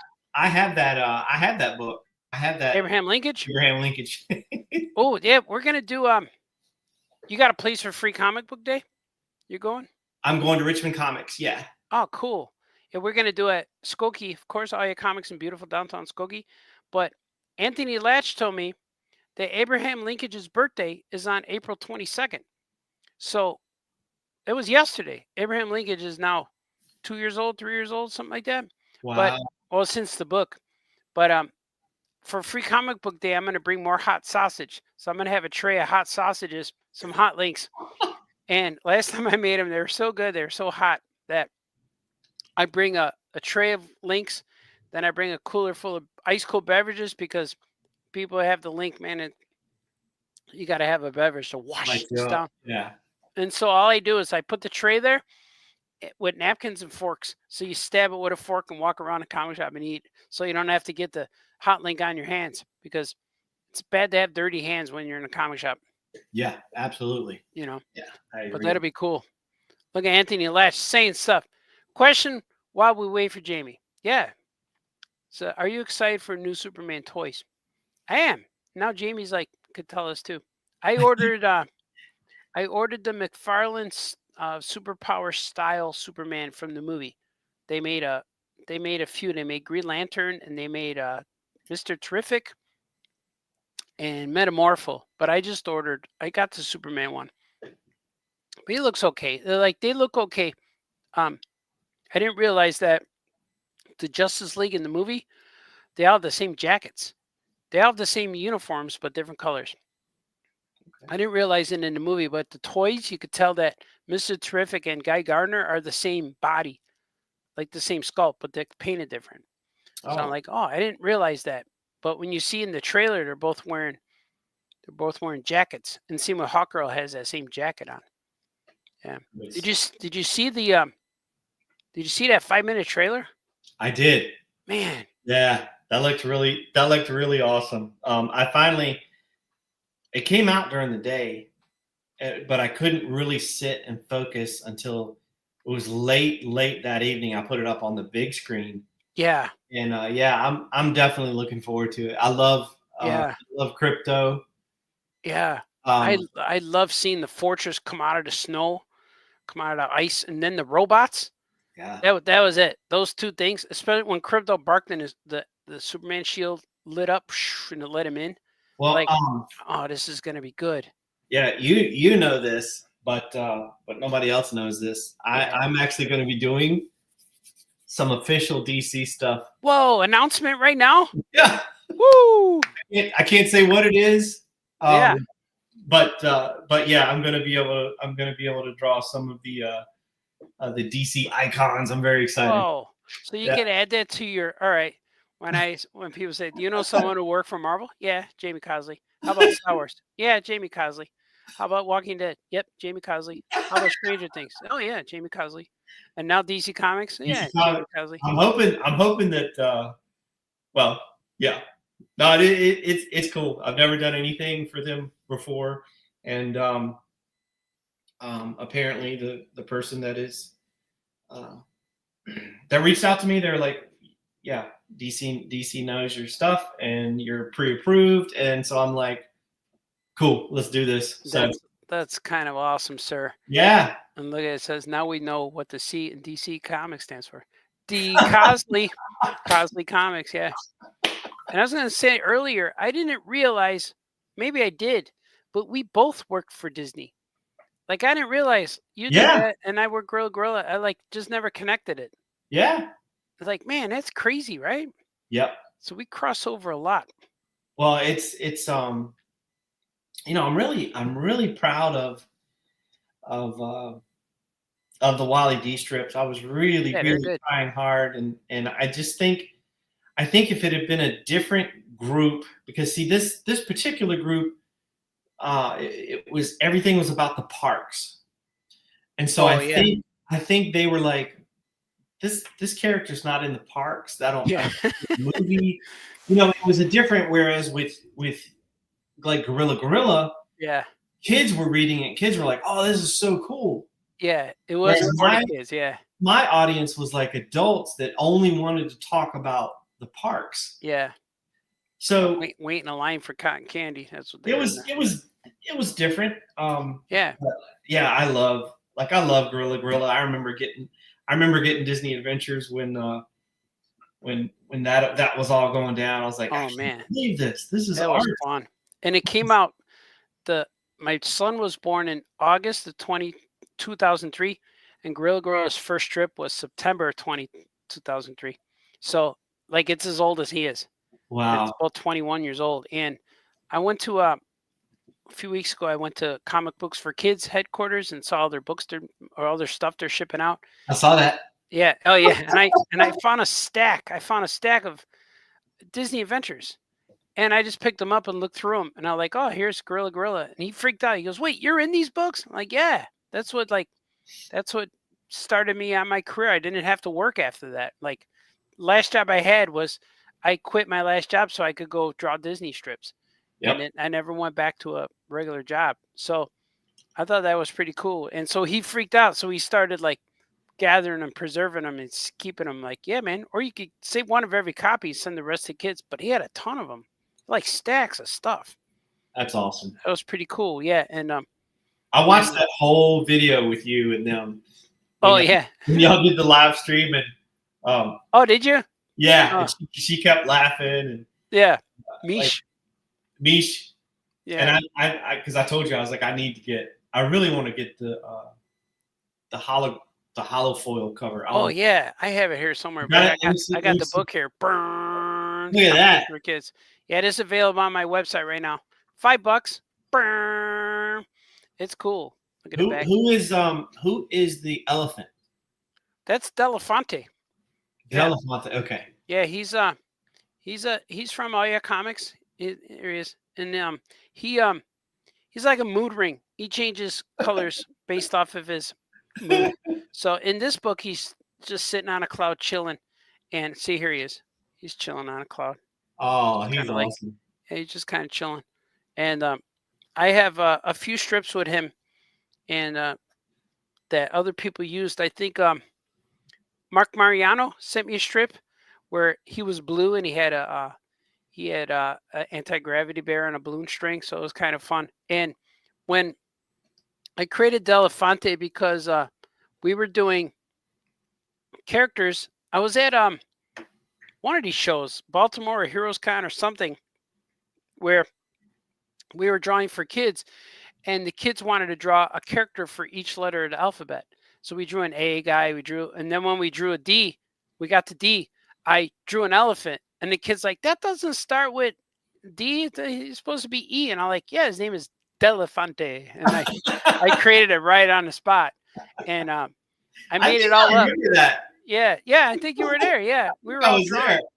So I just liked him, and I put him in the strip, and now he's in Aya Comics. So I think it was you and me against Franco and Chris Giarusso. Oh, that's right. It was, yeah. And Mike Mariano was the narrator. He was the whatever you call that guy. I remember that. Yeah, and that's the character. And I knew it was wrong, and I wanted the kids to yell at me, like that doesn't start with, and they did. It's like drawing a word that starts with A, and you draw a banana. That's B. Like, oh, I'm sorry. Like, it's kind of fun. But yeah, we did that, and I liked how he looked, and I just drew him in my sketchbook, and he's an elephant, looks like that. He changes colors, and he wears boots like rain galoshes. I don't know why he wears boots, but he does. That is awesome. So Yeah, he's I gotta get that. Yeah, he's cool. Yeah, I got it. I'll send it to you when I send Drew and Jot. I got a little stack piling up over there for you. Yeah, man. Yeah, Let me see that's here. good. That's good. What are you looking through now? It's I wanted to show Jackson. Oh, there he is. Jackson, let me make you large. Burn. There he is. Jackson Macaroni loves your I mom. like him. He loves your mom. And he likes cookies, it looks like. Yeah. Jackson Macaroni. Got the cookies Yeah, from that's your cool, mom. man. Yeah. Yeah, that's cool, man. Yeah. I like cookies from mom. Yeah, I think cookies are the best. My daughter made a cake and cupcakes for Easter, which are good. They were delicious. They were so soft and flaky. Yeah. Oh, I love them. I love I got these I was in BJ's, which is like Costco's and all that. Yeah. I hate that you have to get you're like, I would like to get some chicken. And I'm like, okay, well, you got to buy it by the pound, and it's 40 pounds of chicken. I'm like, well, Yeah. I just want one piece. But I'm walking by the aisle, and I see this flash of orange. Yeah. And I look closer, and it's a bag of Reese's peanut butter dipped animal crackers. Whoa. That's kind of cool. One side is peanut butter. Yeah. The other side is chocolate. The inside is animal crackers. And I'm going to tell you what, I was sitting there eating them, and Christy goes, she goes, do you know how many calories? I was like, don't tell me. Yeah. Don't tell me. And she's like, one serving. And I'm like, don't tell me. Yeah. Because one serving is either 3 or 4. And I'd eaten like 12 at that point. Yeah, well, you get it out of the way. I was going to eat these all this week, but I just want to finish them now. Oh my gosh, dude. They are amazing. Oh, I So, saw them. Yeah. This episode is brought to you by Fritos Corn Chips and Reese's peanut butter dipped animal crackers. Dip. What's that wedding song people say? When I dip, she dip. Yeah. You dip, I dip, I dip. Yeah. Yeah. One stomp, left stomp. Burp, burp, burp, burp. Yeah. I just fake all those dances. I don't know what they are, but I fake them real good. Yeah, man. It's good. I wish I could eat that chocolate now. Yeah. Yeah. It's good stuff. Yeah. Oh, another swig. Time for a swig. All right, man. Well, I'm good, sir. I am. Yeah, we're good, right? So excited about Fribbits. I hope people see that. It's just so fun each year to have a new book, but this one is definitely next level. We're all like bringing our absolute. Yeah, I agree. This is going to be real good, and I'm looking forward to the next one because I don't know what it's going to be. I'm sure that we'll make it up on the spot. That's kind of what we made up on the spot with frogs. I don't know why frogs came up. I don't know either. It was like we should just do frogs or something. You said frogs, and I went, all right. And we looked at Todd. You want to do frog book with us? He's like, sure. Yeah. And then Tyler, like, can I do it? Like, yeah. I got real excited when we added the fourth guy. We're like, ooh, less pages. That's right. And then I keep wanting to do ghosts because it's a Halloween, but now it's like just fall. I don't know. Yeah. We can put ghosts if we want, but we'll do a ghost later. I do ghosts and other stuff. I got my comic books for kids issue 2 is going to have Marsha and her brother Marshall. They're marshmallows. Uh-huh. And I might do the ghost of Marsha in there. So it'll be my appearance of ghost. But that means she'd have to die. Oh. Maybe not. Maybe she just makes a copy. That's kind of like Casper when you think about. Yeah. Man, Casper had to die. Yeah, he had to die, and his soul is lost. He didn't go to heaven. He just stayed on Earth wandering. That's sad. And he's looking for friendship. Yeah, that means people hated him when he was alive. I might be able to show it. This is going to be in one of my videos. Oh yeah. You want to show it? We'll do. You're gonna make you large again. Jamie Cosley, yeah. Ooh, dollar dog. I don't know. I don't know what it is. Kind of hard to get. That's all right. Here, maybe put it in front of your face. Okay. Not that I love your face, but it focuses in on that then. I don't know. But that'd be cool. Is that one of your shorts? Yeah, it's you remember that place I took you to that had the Snoopy? Yeah. Yeah, I went there and I saw the Richie Rich comic, and because cool. the first dog I ever had was his name was Dollar, because I was a huge Richie Rich fan. Not just the comic books, but I think there was a cartoon. Yeah, it was. He wore a red sweater on a cartoon. Yeah, there was a red. So he was that was my first dog, and so I saw that comic and I was like, oh man, I got to put that in one of these shorts. It's weird because I did Windsor yesterday, and now it's almost to. Let me see here. Windsor high jumps, yeah. It's almost to 1,000 views. Oh, really? Windsor? Yeah. Oh, I didn't see the Windsor high jumps one. Yeah, you got to see that one. See, B things. He's a good man. So, question: I have to make some comics that are for kids, but other comics are not for kids. Language, etc., nudity. I know how B things is.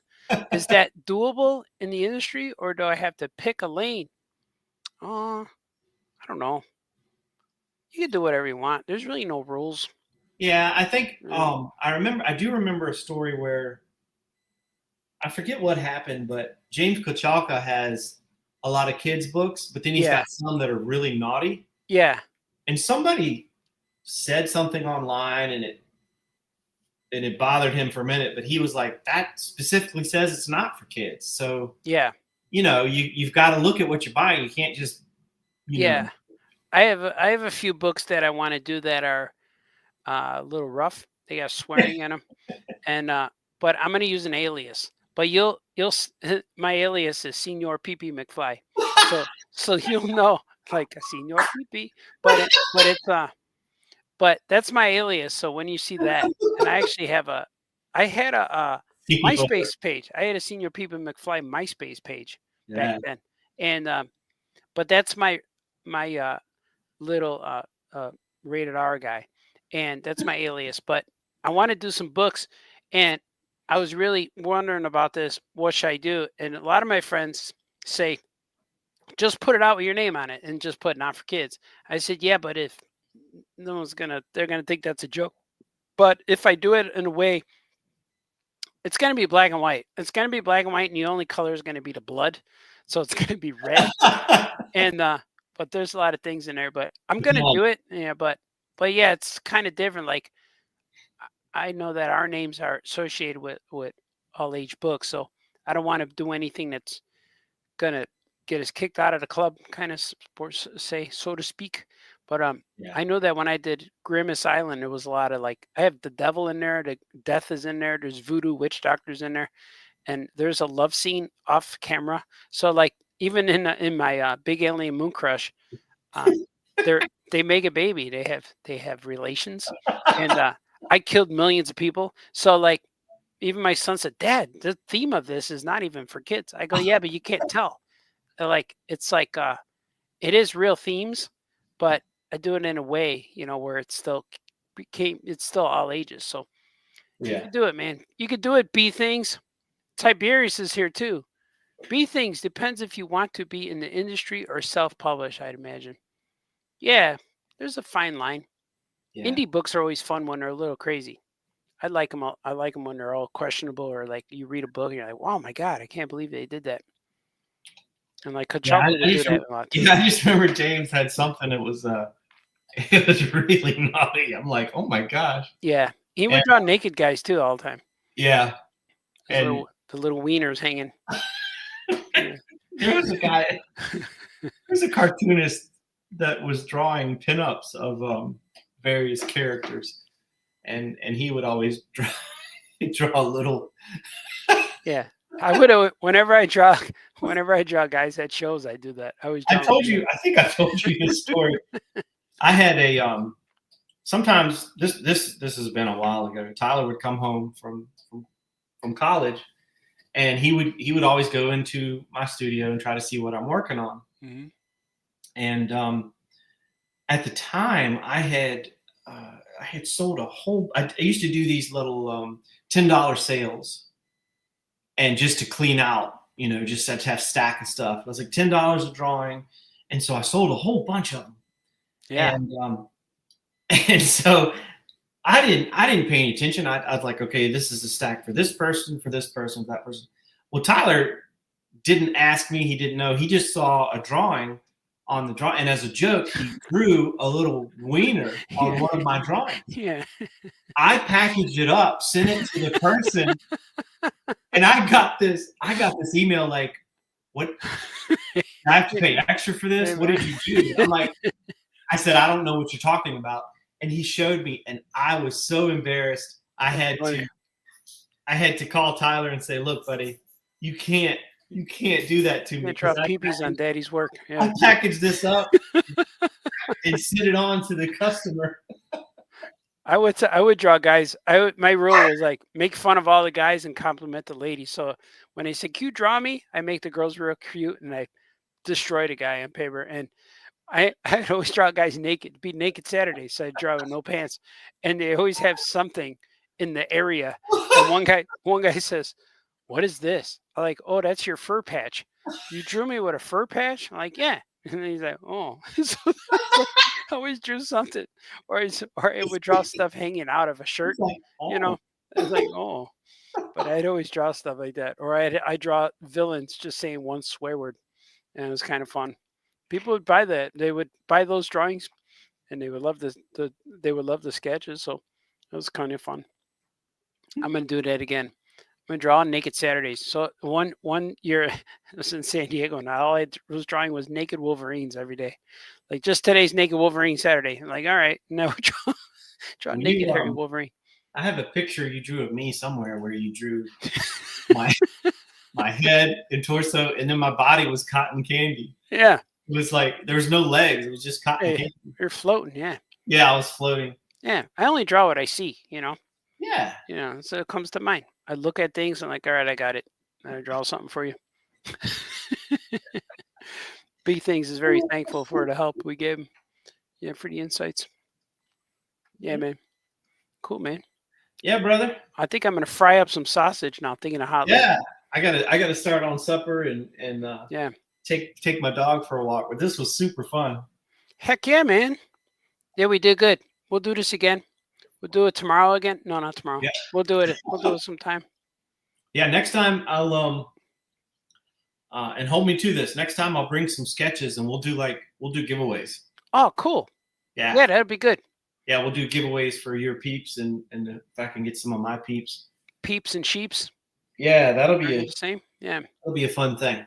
Yeah, we'll cattle rustle. And we'll do all that stuff. Yeah, man. We'll do some stuff. Follow us when you see us. Yeah. Fighting, no Follow crime. me on YouTube, please. Yes, like and subscribe. Do all those things. Hey, my friends. Bam. This is Art Baltazar and Jamie Cosley. Make sure you like and subscribe. Do all that stuff. No fight, no crime. Be nice to each other. Do the things that make you happy. All right. Go eat some good food. You guys are awesome. Okay, bye-bye. Art. Oh yeah, oh yeah, oh yeah, oh yeah, oh yeah, oh yeah, oh yeah, oh yeah. Famous cartoonist says things. Oh yeah, oh yeah. Famous cartoonist draws things. Oh yeah, oh yeah. Famous cartoonist paints things. Oh yeah, oh yeah. Famous cartoonist Art Baltazar.